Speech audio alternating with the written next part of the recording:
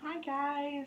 Today I wanted to do a vlog for you that would just be fun and exciting, and it is one of those kind of dreary days outside where you just kind of want comfort food. So I am actually going to make you something that I learned from a roommate of mine. Just kind of wanted to give you a quick overview of what's in that, so you can kind of take a look at that with me, and then I'm actually going to put it together because it's a really fast recipe. It only takes like 10 minutes to put together, and then it only takes like 35 minutes to bake. So super excited about it. You do need to have your oven preheated to 350, but the difference in why mine turns out more like banana blondies than banana cake is because I use a bigger pan. So this is actually a Pyrex 11 by 15 instead of a 9 by 13 pan. So you can use the 9 by 13 pan and it's going to be amazing cake for you and you're going to love it and people will want you to bring cake forever. But I like that kind of blondie texture where it's kind of banana, kind of like a brownie. So I do it in the bigger pan so it ends up getting a little bit crispier, and then that brown butter frosting is going to be fantastic over it. Okay? So I wanted to give you guys kind of an overview of what is going into this banana cake. So we actually are going to be using a cup and a half of sugar, which this is the less processed cane sugar. 2 cups of flour. We just have a little bit of baking soda. We have 3 bananas that we're actually going to cream. 2 eggs. These are organic eggs, but you can use ones that you want. We do have the powdered sugars that will be for the frosting. And then, of course, the pure vanilla extract. And just a little bit of that. I think it's a teaspoon. And then we do need a cup of sour cream. And we need a cup of butter in the actual banana cake itself. It'll come out very similar to a banana based blondie, which I know sounds really crazy, but it's like so freaking good. And then the other butter is for the frosting. So this real simple ingredients. Most people have this already in their kitchen, so nothing super fancy. And all right, so I'm gonna go ahead and get this set up so I can put things into my mixer. So I just have a clean mixer, nothing in there, and we are going to, you can see my kombucha in the background. I went ahead and added a cup and a half of the sugar, and then we're going to add a half a cup of butter, or 1 stick.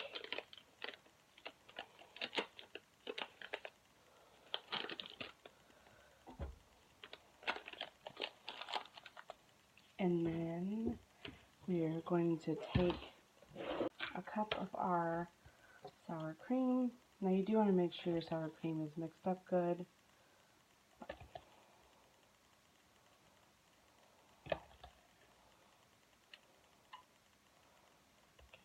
So you can see, and then I will go ahead and just kind of scrape the rest of the goodness out of my measuring cup. And then I am kind of a clean as you go person, so I do go ahead and put everything away so nothing is coming out.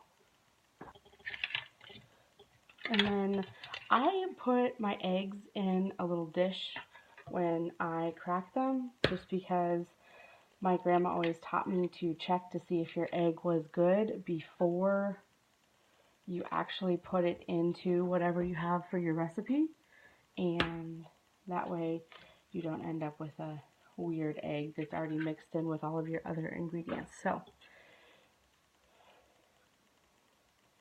look at that egg.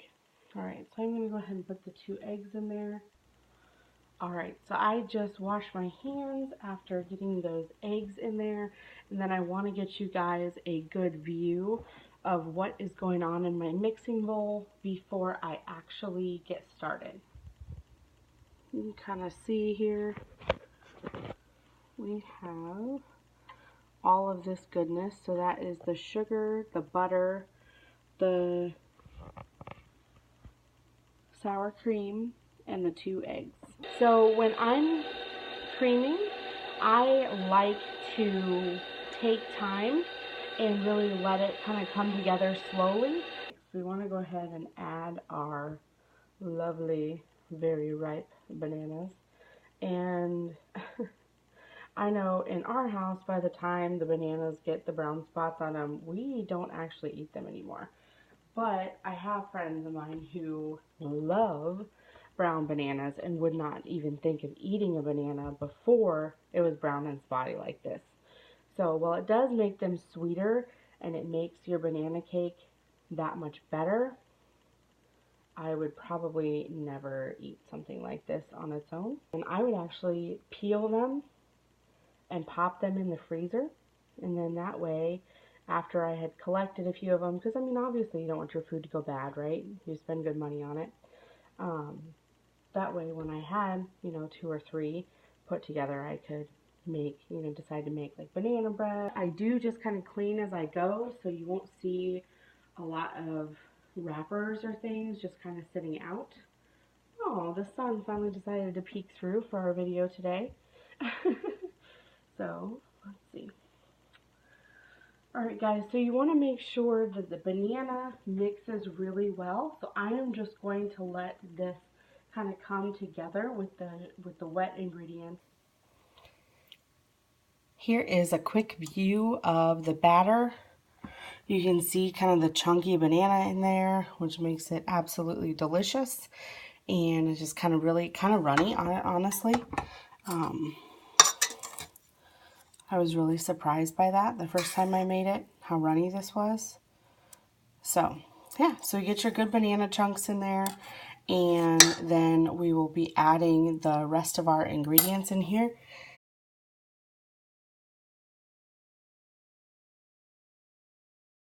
So I have my 1 teaspoon, and you do want to do 2 teaspoons. And you always want high quality vanilla.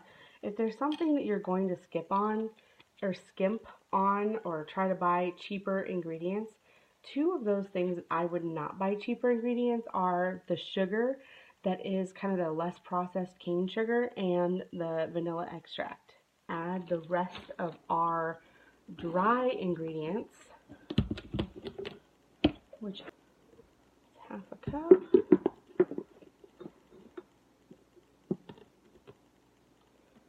Half a cup. Not two. So that was a cup and a half. So I do need to go ahead and get the other half a cup for my recipe.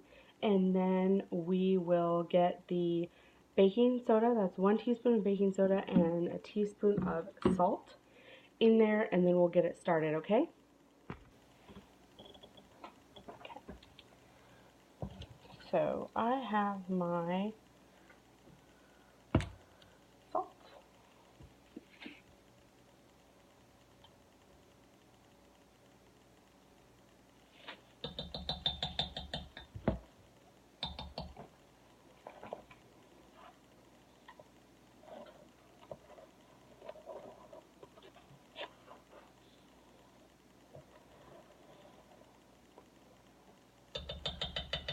My baking soda.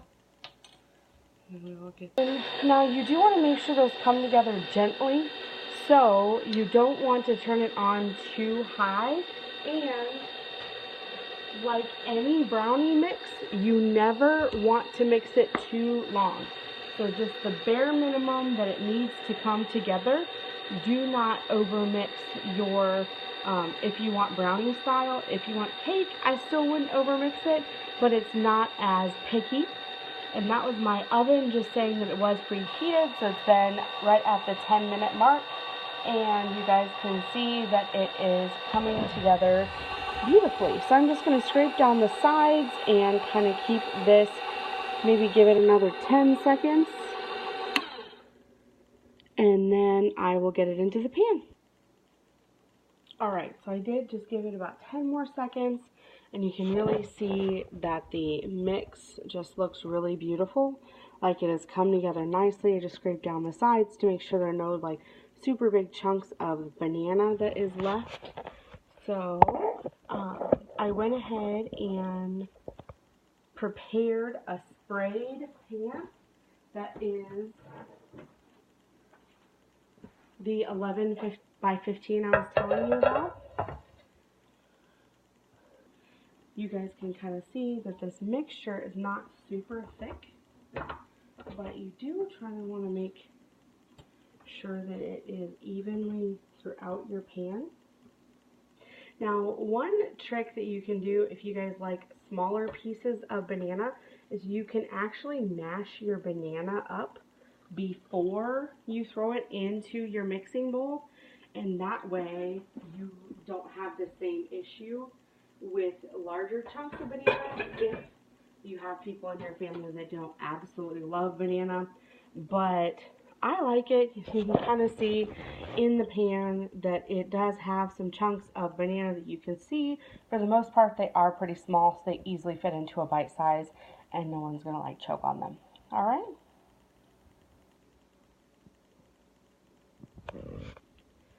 So we are going to take our pan and pop it into the oven